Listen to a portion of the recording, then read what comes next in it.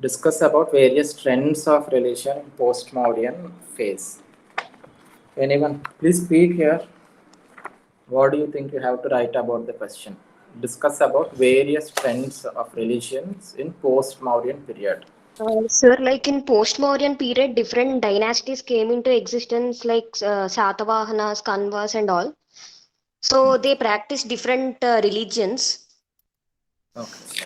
So not only Buddhism, but different sects like Shiva worship or Vishnu worship also came into existence in this period. Yeah. In the body, I mentioned about different schools of arts. Okay. Like Gandhara school patronized Buddhism, but Madras school showed Buddhism, Jainism, and Brahmanical sects also. Okay. So, temple construction also started in this period. Okay. Fine.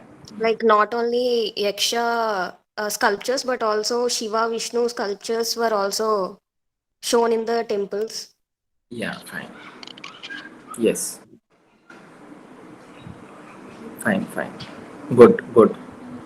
You are thinking on right lines. You see, that's how you see when you speak, we'll get to understand like at what point of understanding are you. That will be a very important thing for you and for the mentor. You see, where everyone cannot be at the same level of understanding, right? It's a learning process. Many of you are beginners, so once we understand, so we can approach you in the what kind of mentoring or what kind of attention you need. That will be very helpful.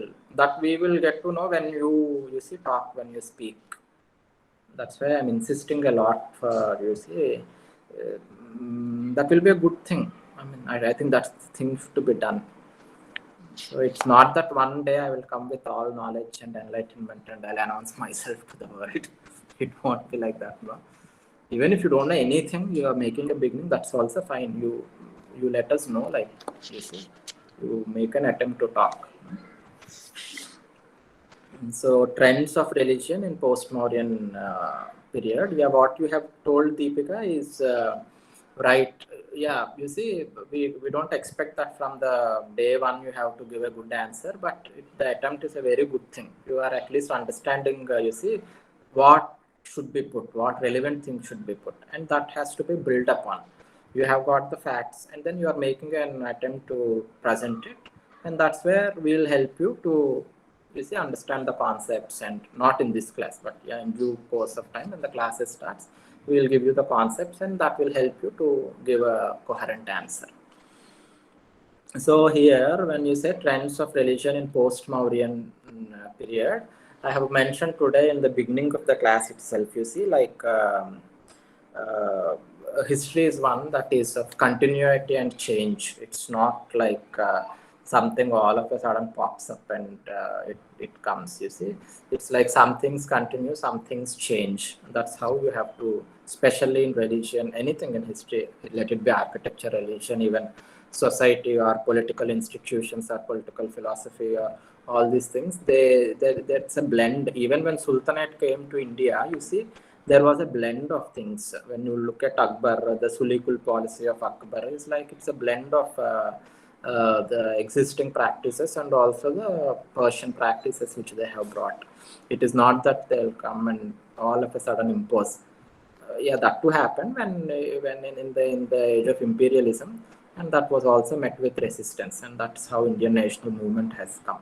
But usually, when the history is going in its normal phase, it's usually a kind of integration and assimilation.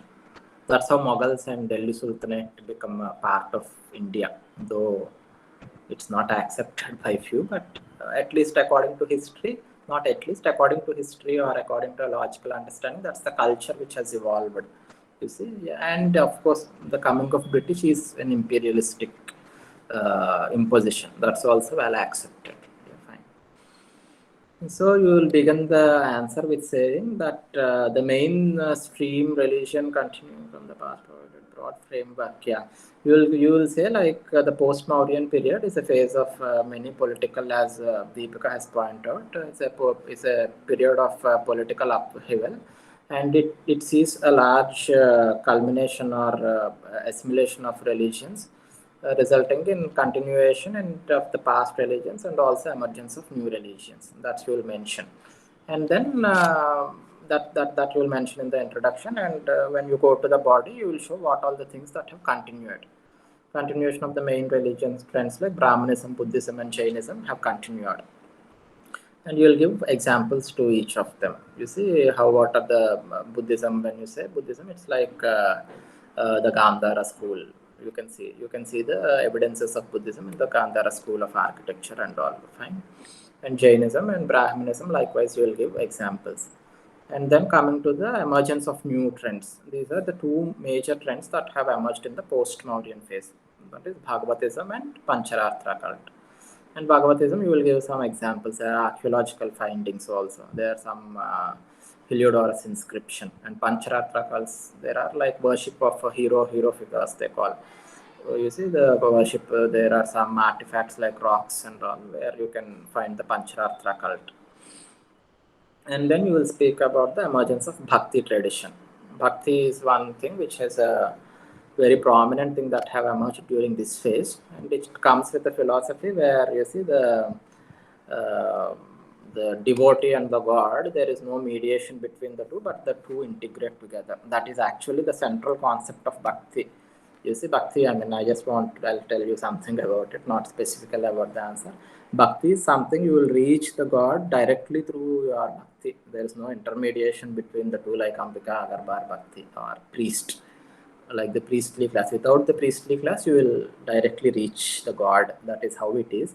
But you see how religion becomes temple, and that's how the temple actually is a part of the Bhakti tradition. But even then, after that, you see the entire again the priest comes in between the God and the devotee. It again becomes a part of the political structure. So that's how things emerge and evolve. So emergence of Bhakti tradition is one thing, and the coming of Christianity. You will talk about God of fairness and some of the Syrian texts. So then you will say the post-Mauryan period has seen a culmination of or emergence of new traditions and new emergence of